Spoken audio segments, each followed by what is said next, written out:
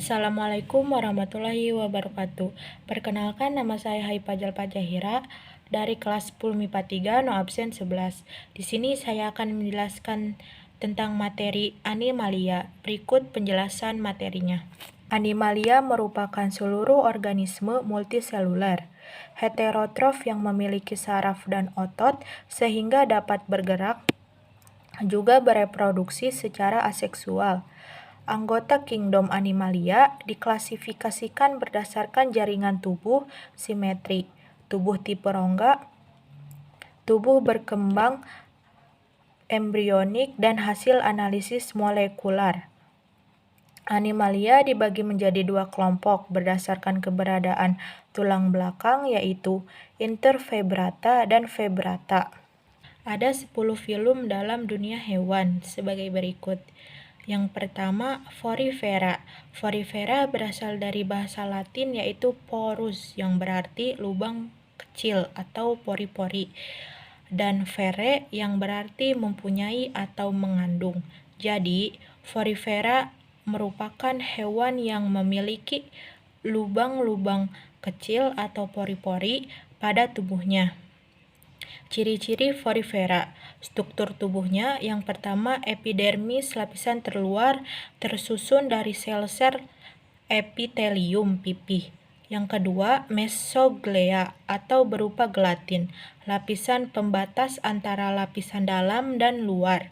Yang ketiga, endodermis atau lapisan dalam terdiri atas sel-sel leher atau koanosit. Klasifikasi Porifera. Yang pertama, Calcarea, memiliki spikula dari zat kapur dan hidup di laut yang dangkal.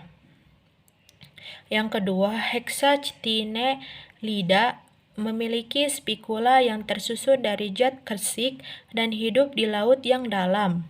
Yang ketiga, Demospongiae, bertulang lunak karena tidak memiliki rangka. Yang kedua, ada Ctenophora. Filum Ctenophora dan Cnidaria dikelompokkan sebagai Coelenterata atau hewan berongga.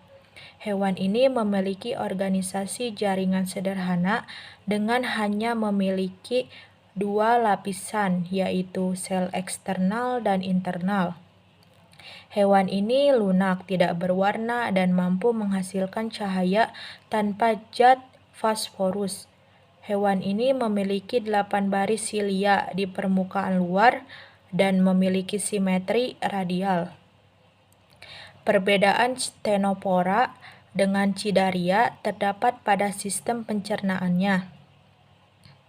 Dinding tubuh Ctenophora dapat dibedakan menjadi mesoderma dan endoderma.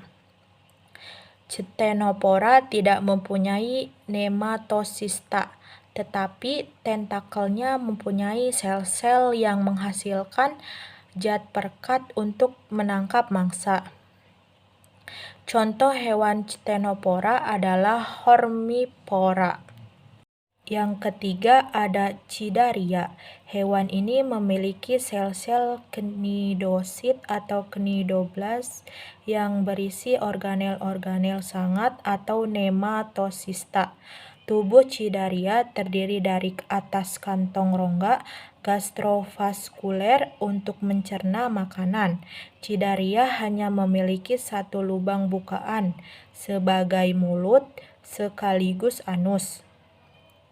Cnidaria memiliki dua bentuk tubuh, yaitu polipop yang menetap di satu tempat dan medusa yang berenang bebas. Yang keempat ada Platyhelminth, berasal dari bahasa Yunani yaitu platy berarti pipih dan helminthes berarti cacing. Struktur tubuhnya. Yang pertama, ektoderma atau lapisan luar akan membentuk epidermis dan cuticula. Yang kedua, mesoderma atau lapisan tengah akan membentuk alat reproduksi, jaringan otot, dan jaringan ikat. Yang ketiga, endoderma atau lapisan dalam akan membentuk gastrodermis atau gastrovaskuler Sistem organnya. Yang pertama, sistem pencernaan tidak sempurna dan ada juga yang tidak memiliki. Yang kedua, sistem ekskresi berfungsi untuk memelihara keseimbangan osmosis antara hewan dan lingkungan. Yang ketiga, sistem saraf terdiri atas 2 ganglia tali. Yang keempat, sistem reproduksi bersifat hermafrodit atau terdapat 2 kelamin di satu tubuh. Klasifikasi Platyhelminthes. Yang pertama, Turbellaria, cacing berambut getar. Yang kedua, Trematoda, cacing isap. Yang ketiga, Cestoda, cacing pita. Yang keempat, Momogenea. Hewan ini tidak memiliki rongga tubuh. Contohnya Neobenedania. Yang kelima ada nematoda, nematos atau benang, dan oidas atau bentuk. Cacing ini sering disebut cacing gilik, juga memiliki anggota terbanyak. Ciri-ciri nematoda. Yang pertama, dapat dijumpai di darat, air tawar, dan air laut dari daerah kutub hingga daerah tropis. Yang kedua, cacing ini tidak memiliki sistem peredaran darah dan jantung, tetapi tubuhnya mengandung cairan mirip darah yang dapat merembes ke bagian tubuh akibat kontraksi tubuh. Anggota filum nematoda. Yang pertama, cacing gelang atau Ascaris lumbricoides. Yang kedua, cacing tambang atau Ancylostoma. Yang ketiga, cacing kremi atau Enterobius vermicularia. Yang keempat, cacing filaria atau Wucheraria bancrofti. Yang keenam ada Annelida, annulus yang berarti cincin, dan aidos yang berarti bentuk. Ciri-ciri umum Annelida, struktur tubuhnya. Yang pertama, tubuhnya simetri, bilateral, dan dilapisi oleh kutikula. Memiliki alat reproduksi, alat ekskresi, otot, dan pembuluh darah. Yang kedua, terdiri atas 3 lapisan penyusun tubuh, yaitu endoderma, mesoderma, dan ektoderma. Sistem organnya sebagai berikut. Sistem pencernaan makanan, sistem ekskresi, sistem pernapasan, sistem reproduksi. Klasifikasi Annelida. Yang pertama, Polychaeta, yaitu cacing berambut banyak. Yang kedua, Oligochaeta, memiliki sedikit rambut. Yang ketiga, Hirudinea, tidak memiliki rambut dan Paropodia. Yang ketujuh ada Mollusca, berasal dari kata Latin mollis yang berarti lunak. Hewan yang termasuk filum ini tubuhnya lunak. Ciri-ciri umum Mollusca. Yang pertama, Mollusca bertubuh lunak, tidak beruas-ruas. Yang kedua, tubuhnya ditutupi oleh cangkang yang terbuat dari kalsium karbonat. Yang ketiga, pada umumnya hidup di laut. Yang keempat, tubuhnya dapat mengeluarkan lendir untuk membantu berjalan. Klasifikasi Mollusca. Mollusca dibagi atas 5 kelas, yaitu yang pertama, Phyllacopora. Yang kedua, Capoda atau siput gading gajah. Yang ketiga, Gastriopoda. Yang keempat, Cephalopoda. Yang kelima, Plycepoda. Peran mollusca bagi manusia. Yang pertama, beberapa jenis kerang merupakan sumber protein. Yang kedua, beberapa jenis siput merugikan karena bersifat merusak tanaman dan merupakan hospes perantara cacing hati. Yang ketiga, menghasilkan cangkang yang indah dan beraneka untuk dimanfaatkan sebagai hiasan dan cendera mata. Yang kedelapan ada Arthropoda, hewan yang memiliki kaki beruas-ruas atau berbuku-buku. Ciri-ciri Arthropoda. Yang pertama, tubuhnya bilateral, simetri. Yang kedua, bersifat triploblastik. Yang ketiga, tubuhnya bersegmen-segmen atau berruas-ruas. Yang keempat, alat embelan berjumlah sepasang pada setiap segmen tubuhnya. Yang kelima, mempunyai rangka luar dari tanduk atau kitin. Yang keenam, sudah memiliki sistem tubuh seperti saraf, pencernaan, ekskresi, peredaran darah, dan indera. Yang ketujuh, berkembang biak secara seksual dan aseksual atau berkelamin terpisah dan pembuahan secara internal. Klasifikasi arthropoda. Yang pertama, Crustacea, golongan udang-udangan. Yang kedua, Insecta, golongan serangga. Yang ketiga, Arachnoidea, golongan laba-laba. Yang keempat, Myriapoda, golongan hewan berkaki banyak. Dibedakan menjadi dua ordo, yaitu Chilopoda dan Diplopoda. Yang kesembilan ada Echinodermata.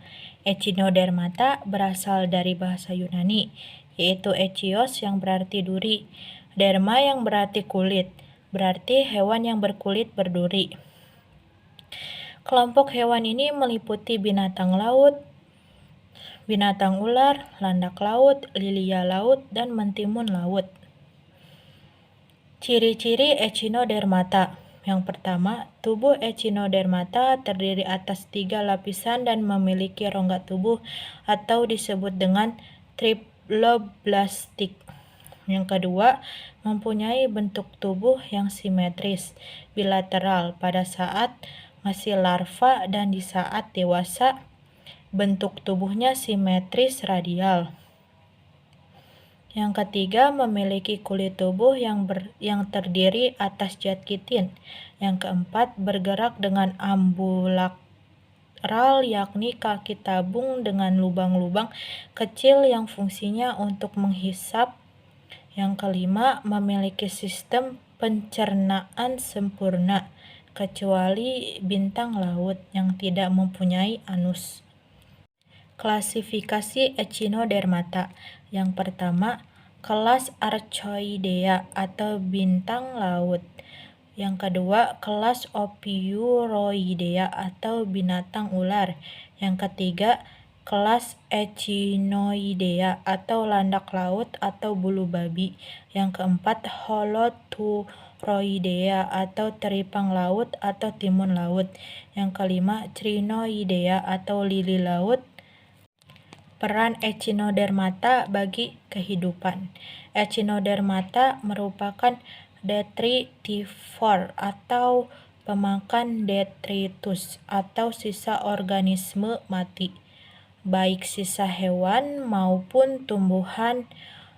Oleh karena itu, Echinodermata sangat berguna untuk membersihkan laut dari sampah organis yang dihasilkan oleh organisme mati. Yang ke-10 ada Chordata. Chordata berasal dari bahasa Yunani yaitu chorda, yang berarti dawai atau senar atau tali. Anggota kelompok Chordata memiliki notochord atau chorda dorsalis memanjang sebagai kerangka sumbu tubuh. Yang ke-10 ada Chordata. Chordata berasal dari bahasa Yunani yaitu chorda, yang berarti dawai atau senar atau tali. Anggota kelompok Chordata memiliki notochord atau chorda dorsalis memanjang sebagai kerangka sumbu tubuh. Ciri-ciri Chordata. Yang pertama, mempunyai notochord, yaitu suatu tangkai pendukung atau semacam tulang rawan yang memanjang di bagian dorsal, tepatnya di bawah susunan syaraf. Notochord berfungsi sebagai pendukung tubuh. Yang kedua, tali saraf dorsal atau nerve cord adalah tabung yang berasal dari serat saraf yang berkembang menjadi sistem saraf pusat. Yang ketiga, celah faring merupakan celah atau bukan di faring atau daerah tepat di belakang mulut dan meluas ke lingkungan luar. Yang keempat, ekor fos anal merupakan perpanjangan posterior tubuh yang mengarah ke anus. Yang kelima, hewan ini sudah memiliki organ-organ pencernaan seperti mulut, faring, usus, dan anus. Yang keenam, berkembang biak secara seksual dengan fertilasi eksternal. Klasifikasi chordata. Yang pertama, Chordata. Contohnya lancelet. Yang kedua, Urochordata.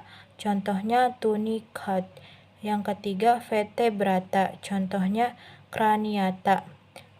Manfaat chordata. Yang pertama, manfaat hewan ini yang terutama adalah menyediakan petunjuk asal-usul vertebrata dari sudut pandang evolusi. Yang kedua, chordata juga dimanfaatkan sebagai sumber bahan makanan, misalnya daging atau telur ayam atau susu sapi. Yang terakhir ada materi tentang budidaya. Budidaya hewan pemenuhan kebutuhan hidup dapat dilakukan dengan melakukan budidaya terhadap sumber daya. Selain untuk keperluan ekonomi, budidaya hewan dilakukan untuk keperluan pelestarian hewan. Sekian presentasi saya mengenai materi animalia, semoga dapat bermanfaat bagi kita semua. Mohon maaf apabila ada salah kata. Wassalamualaikum warahmatullahi wabarakatuh.